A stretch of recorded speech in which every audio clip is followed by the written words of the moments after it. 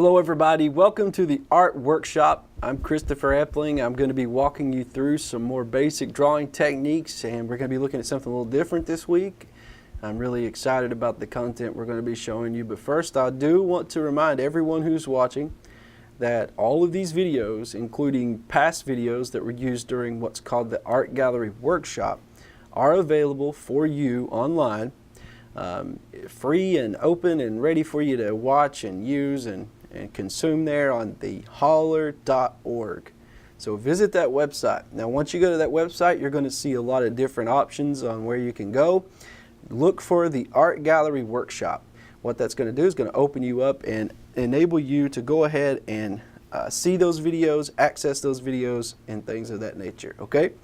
Want to thank Pike TV and the holler.org for sponsoring and actually making this workshop possible.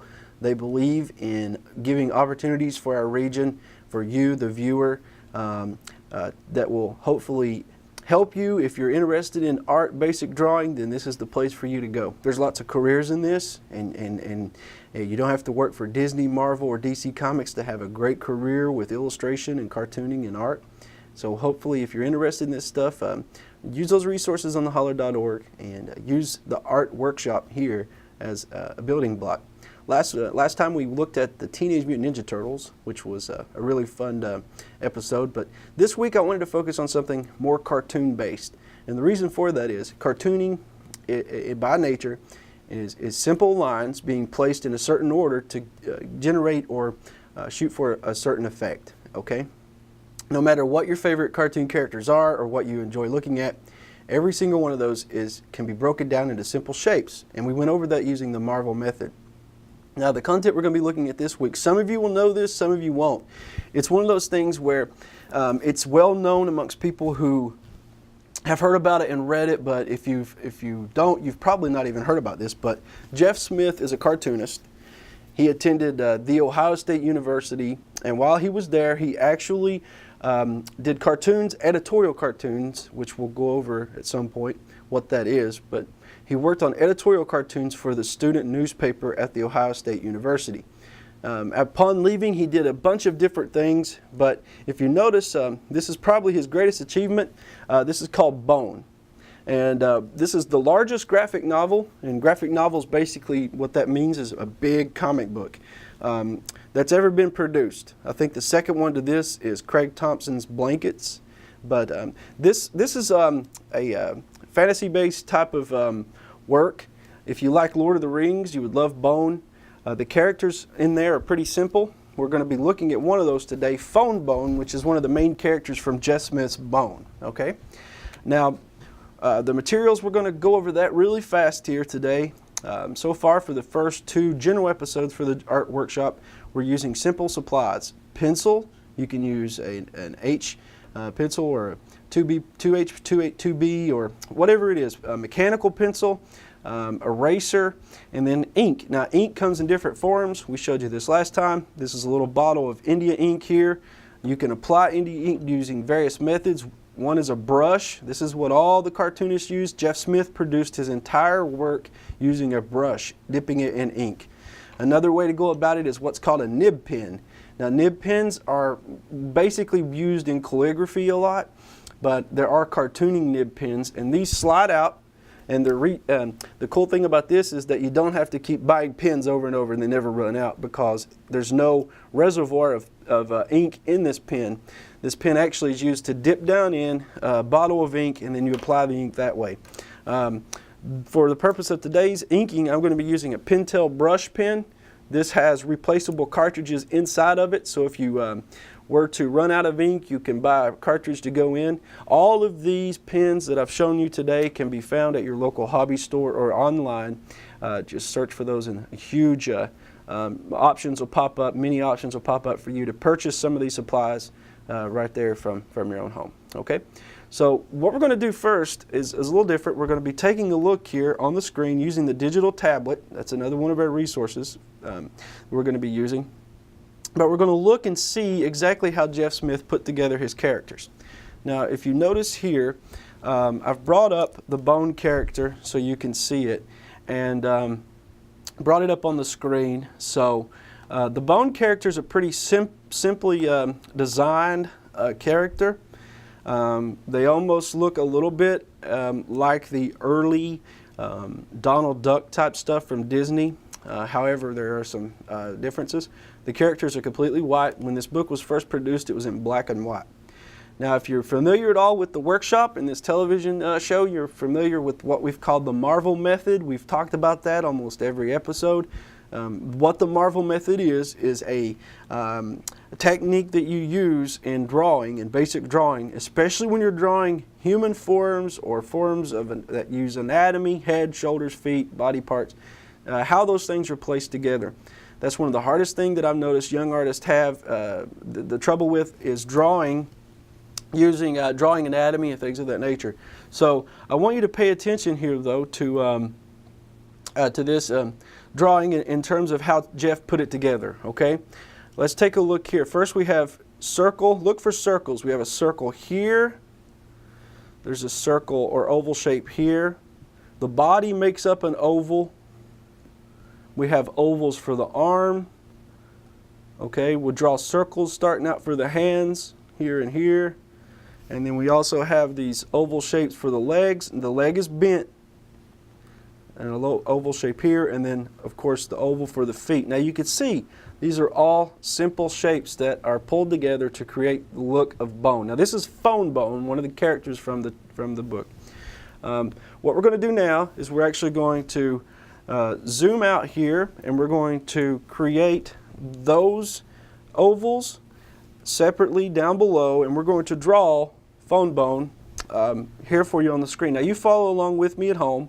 I want you to draw as I draw, make the marks as I make the marks, and at the end we should have, hopefully, the framework together to draw the bone character. The first thing we're going to start out is the large circle that makes up the top portion of Phone Bone's head. Now again, you're going to sketch this with pencil. So you've got paper in front of you. I encourage you to go ahead and follow along with me there at home. The circle does not have to be perfect. You know, you could sketch it out. Just sketch out these things. Don't worry so much about having a perfect circle drawn or the detail. Now the two circles I made up top here is just to show you what I mean by sketching that. The next thing we're going to do is we're going to add another oval shape here, and you could tell from where I went ahead and marked on the character earlier that we're at this portion of the process, the nose portion right there. So here's the nose. This is the large circle that makes up the Phone Bone's head here. Okay. Now we're going to go ahead now and work on the body. See this oval here? So we're going to draw this in. Keep in mind whenever you're drawing to look back occasionally, often even, at whatever it is you're drawing. Make sure that you're following along what's called symmetry. It's a really big fancy word for keeping things in order in relation to the other parts. So you can see by looking up here at the Phone Bone character, this oval has a slant to it that goes like this. See the slant to the tip of the toe up to the head, this line, the imaginary line right here, okay? And we're following that imaginary line right here with their character as well, okay? All right, so let's get rid of those marks I just made so we can have a clean surface and continue. The next line we're going to make is going to be, or shape we're going to make, is the oval up here that makes up the upper arm. Now you'll notice whenever you're putting your works together, you're going to have these ovals overlap a little bit. You can see how that overlaps there. Now so far these circles, we have 1, 2, 3, 4 circles. Those circles look nothing like the Phone Bone character, but that's okay. These are supposed to be used as a guide. That's it, okay? You notice up here his thumb is overlapping. This is a map. So let's go ahead and draw a circle to where the thumb will be in that area, okay? Now let's focus on the oval shape for the arm. The arm extends all the way out. So we're going to take it and notice where it actually begins. It begins about right here on this big oval. So this oval we've drawn for the body, that oval for the arm starts about right there. Okay, so these are the things you have to pay attention to. Although the Marvel method helps individuals to achieve a certain look for their drawings, if you don't pay attention to those little things like this, like where a certain shape starts and stops, they won't help you really that much at all in the end, okay? All right, so now let's focus on the legs. The legs are bent. Here we have an oval shape that goes to the knee. So let's draw that one out. It goes to the knee out here, about right there, okay? We have another oval shape that goes out to that knee, and this one actually extends forward. It's going to be about right there. We have the knee portion, like we said, this knee's bent, so let's draw a circle for that one. This one's extended. There's the circle for that knee. Now we have the portion of the leg that folds back underneath itself there. This leg is bent, like I said, so draw that oval there. This one is extended. It goes down, so let's draw this one here. Now we have the feet. Now the feet are pretty big, so what we're going to do is just draw one big gigantic oval shape that's going to make up the foot. Okay, so it's going to be like this right here. If you notice on the screen here, the circle that makes up the head, if you look at Foam Bone's head and you compare that with his feet are about 1/2 the size of this large portion of his head. They're pretty big. So keep these things in mind as you're going along. Now we're going to add another circle here for his foot, which is about right there. The other foot's extending out. It's pretty big, so make sure and keep that in mind. So there's the general shape for Foam Bone. Now of course he has this backpack on. We're going to add that on in a little bit. But right now I want us to focus on the general shape for the body and make sure that we have all those things in relation to one another. Okay? Alright, so now we're going to head now from here, and if you want to, we'll go ahead and add the book bag on. The book bag is an oval shape at the top, and then it comes down like this at the bottom, and it's of course strapped on his arm there. Okay? Alright, oops. Alright, so now from here what we're going to do is we're going to start filling in these circles. Now as you can see, I've already drawn out circles that we'll use a little bit earlier. Here's the circles that I just finished a minute ago. So what we'll do is we're going to go ahead and use the circles that I've drawn out before we started, and we're going to start filling in these gaps, okay? So now from here you want to still use your pencil. You don't want to use pen yet. You're still adding the detail in, but I'm going to be using black on the computer to show you where to add detail. At the end you'll ink this, okay? So now let's go ahead and start filling in our lines. So we're going to take this around his head. And it's kind of hard to make circular shapes with the tablet. I'm still getting used to it, but I'm going to try to do my best I can here for you. It's going to go down, okay? Now here's the nose portion. It goes up, out, and back in, sort of like that, okay? And like I said, it's sort of different using the tablet, but we will do the best we can. All right. This line goes up, over, and back in. So there's the nose portion now. We have the arm that extends up here. Notice how I'm following the lines that I've already created using that Marvel method, okay? His thumb actually comes down on the map right here, and then it comes up, and you can see how he's holding the map. Now we'll go down to the portion of his back that has the strap for the book bag going over his shoulder here, and there's that. We have a gold ring here, I guess, connecting the backpack to the strap to the backpack. Now we have a flap up here for the backpack, and here's the other side. Okay, here's the opening to the backpack, so this would be colored in later a little bit. Alright, the backpack actually folds in. Remember, if you watched last time, I talked about fabric. I talked about how to draw, or keep in mind when you're drawing fabric, how fabric folds on itself. There's shapes to fabric. Fabric's not always flat. Alright, so let's draw the body coming down like this, and now we have the knee. So there's the knee up to the body. Alright, we got this shape right here that goes over to the other leg. The knee actually bends down underneath like this, with a line for the knee, I mean. The foot's going to come back, it's going to come out, and you're going to make this really large shape here. Let's try that again.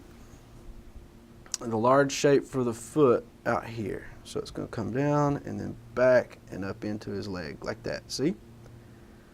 Now when you're following along and you're using this method, once you've put in all the detail like this, it's going to be really simple a little bit later to go in and ink over this. Now this comes down, and his other foot, of course, is going to come out like this and down, something like that. There we have that part, and this is going to go up into his body here. Now go back up to his head, and he has this line for a eyebrow, another one up here, and then his eyes, let's do his mouth first. He's smiling, and his eyes are actually looking at the map. We have one here and one here, so you can see how that looks. So we have everything but the arm, so let's bring the arm out. He's holding on to the map. Let's try this again here. There we go.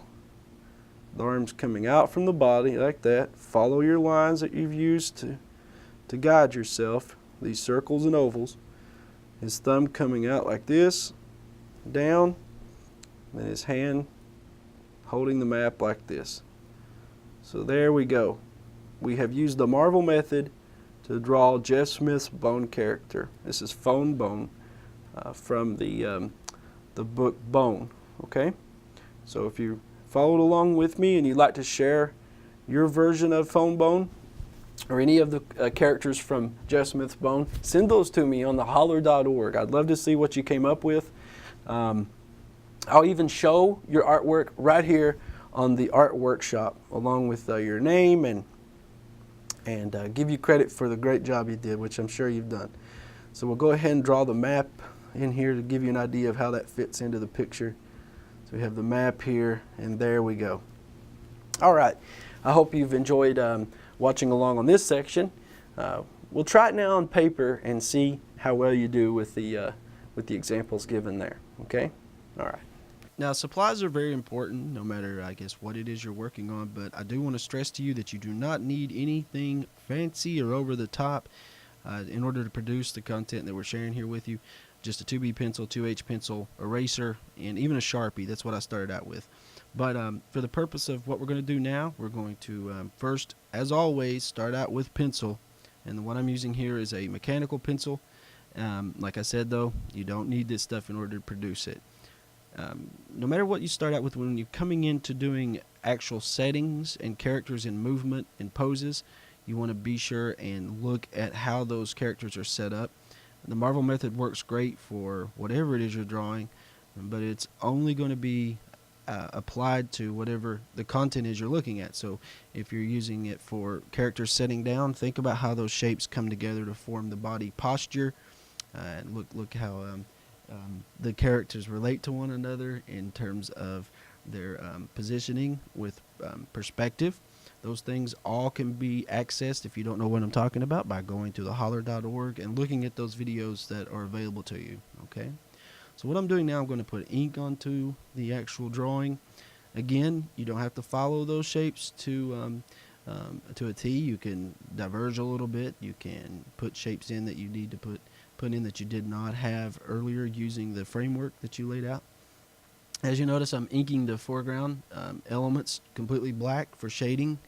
Use solid black with some of these elements. When you shade, it adds to the overall composition of the drawing. I'm using a thinner pen now to actually put in the thinner lines. Lines that are closer to you, they're going to be thicker than what's in the background.